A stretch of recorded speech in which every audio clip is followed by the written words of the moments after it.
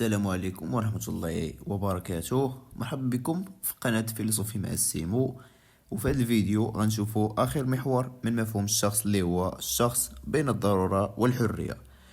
ولكن قبل ما نبداو بتجدنا بلايك وابوني وبارطاجي مع صاحبك اللي عنده الباك تا هو باش تا هو يستافد، وخلينا شي كومونتير زوين. وفي هذا المحور عندنا جوج ديال المفاهيم أساسية اللي هي الضرورة والحرية. الضرورة تشير إلى مختلف الشروط والإكراهات الموضوعية التي تحد نسبيا من إرادة وحرية الشخص وتوجه سلوكاته وأفعاله، سواء كانت قوانين أو حتميات طبيعية أو اجتماعية أو واقعية أو نفسية. والحرية هي خاصية مميزة للشخص وتعني قدرة الشخص على الفعل أو الامتناع عنه تبعا لما يميل عليه تفكيره ووعيه وإرادته. وإذا كانت الحرية خاصية للموجود الإنساني فهي حرية ملتزمة ولا تنفصل عن المسؤولية والامتنان للضرورة. الإشكاليات اللي عندنا في هذا المحور هي: ما الشخص، وما الضرورة، وما الحرية؟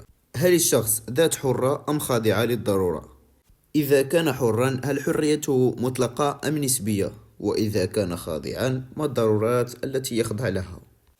أول فيلسوف كيجاوب على هذه الإشكاليات هو سبينوزا، الذي يرى أن على عكس التصورات التي تعلي من حرية الإنسان، يقدم سبينوزا تصورا يجمع فيه بين الحرية والضرورة.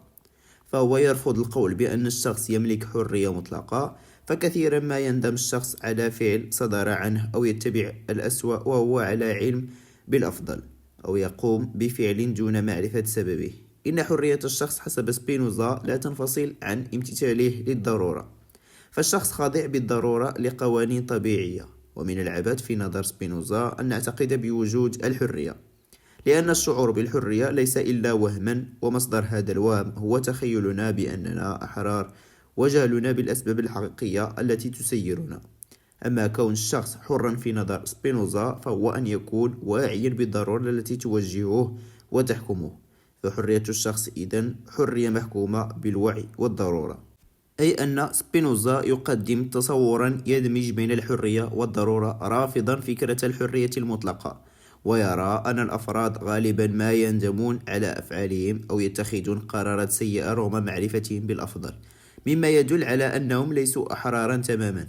وفقا لسبينوزا الشعور بالحرية هو وهم ناتج عن جهلنا بالأسباب الحقيقية التي توجهنا، وبالتالي تتحقق حرية الشخص من خلال وعيه بالضرورات التي تحكمه. والفيلسوف الثاني اللي معنا هو سارتر، الذي يقول: خلافا للتصورات التي تقول بالضرورة، نجد الفلسفة الوجودية تؤكد على حرية الشخص في الاختيار المطلق لأفعاله. ويرى سارتر أن ماهية الإنسان هي الحرية، وأن الوجود سابق على الماهية، وهذا معناه أن الإنسان يوجد أولا ثم يحدد ذاته ثانيا ويجددها باستمرار، أي يختار ما سيكون عليه. فالإنسان في البداية عبارة عن لا شيء، ولن يكون إلا فيما بعد، ولن يكون إلا وفق ما يصنعه بنفسه. هذا يعني أن الفلسفة الوجودية تؤكد بخلاف التصورات التي تركز على الضرورة على حرية الفرد في اختيار أفعاله. يعتقد سارتر أن ماهية الإنسان هي الحرية، حيث الوجود يسبق الماهية. يعني هذا أن الإنسان يوجد أولا ثم يحدد ذاته من خلال خياراته المستمرة، فهو في البداية لا شيء ويصبح ما يصنعه بنفسه لاحقا.